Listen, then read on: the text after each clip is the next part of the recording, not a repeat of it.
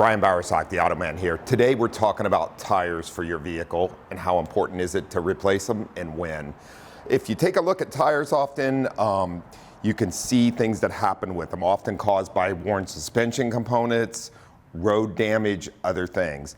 Tires are very important and very much a safety concern on a vehicle. People always talk about when your tires are worn out, 2 seconds. Typically, we recommend about 30 seconds. You really start thinking about replacing your tires on your vehicle.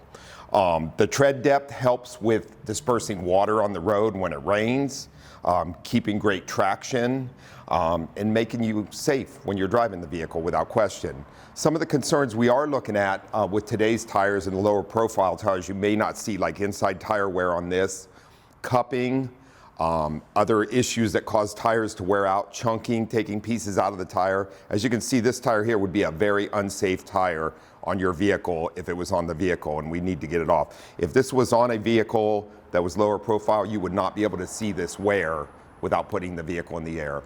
Make sure you have your tires inspected regularly by a professional to make sure that you and your family are staying safe. I'm Brian Bowersock with the West Automotive Group.